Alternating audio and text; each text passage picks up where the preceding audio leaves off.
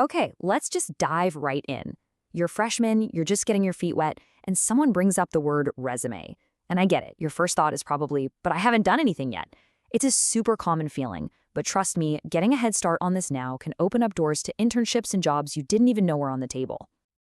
So let's just tackle this idea head on. A resume is something you can just put off until senior year. Well, honestly, thinking that way is a missed opportunity. Starting early is a huge advantage.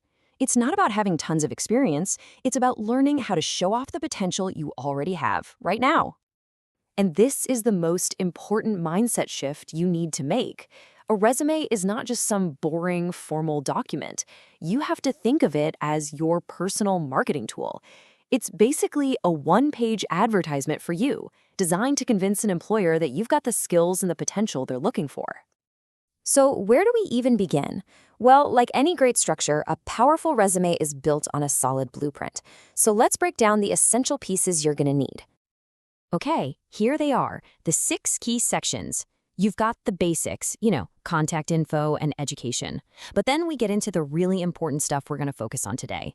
Your experience, your skills, and any leadership roles or awards. Think of this as our roadmap. All right, now we get to what is probably the biggest mental hurdle for students, finding actual value in what you think of as just schoolwork. I'm telling you, there is a gold mine of experience you're already sitting on, and we're going to uncover it. And here it is. This is the secret sauce. Employers are constantly looking for what they call transferable skills. Things like teamwork, communication, problem solving. And guess what? You are literally building those skills every single day in your classes, your projects, and your clubs. This is how you learn to speak an employer's language. That group project for your history class, that wasn't just a project. That was team collaboration and project management. Being a member of a club, that shows leadership and community engagement. And that 10-page research paper you slaved over, that's research and critical analysis. See what I mean? It's all about how you frame it. Okay, so once you've identified these experiences, the next step is to make them shine. It's not just about listing what you did, it's about describing it in a way that shows your impact. We're going to turn boring responsibilities into impressive results. And it really comes down to 2 simple but incredibly powerful tricks. Number 1, start every single bullet point with a strong action verb. And number 2, whenever and wherever you can, use numbers to quantify what you did. Numbers show real, tangible impact. Let's look at a classic example that we've all probably written at some point. Helped with the club's social media. I mean, it's fine, but it's so passive. It doesn't tell me what you actually did or if it even worked. It just has no energy. Now look at this transformation. Grew. That's a powerful action verb. It shows you made something happen. Then you explain how you did it by creating and scheduling engaging weekly content. But the real magic, the part that makes a recruiter's eyes light up, is the number. That 25%, that's the showstopper. That is what makes someone stop scrolling through a pile of resumes.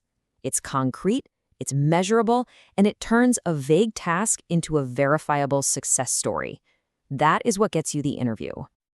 All right, you've dug up your experience, you've described it with real impact. Now it's time for the final polish.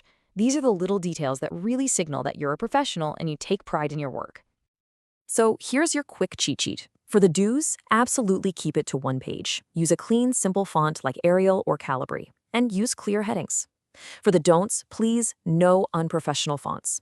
Don't include stuff that's totally irrelevant. And for the love of all that is good, do not forget to proofread. A single typo can be a deal breaker. Now here is a pro-level tip that so many people skip. You have to tailor your resume for every single application. Look at the job description, find the keywords and skills they're asking for, and make sure those words appear in your resume. This is how you get past the automated computer filters and show a real person you're the perfect fit. And finally, just remember this. You are never truly done with your resume. Think of it as a living, breathing document. After every semester, every big project, every new experience, take 5 minutes and add it in. If you keep it fresh, you will always be ready when opportunity knocks. So that's the whole shebang. Your resume is the very first page of your professional story. And that story doesn't start in 4 years, it starts right now.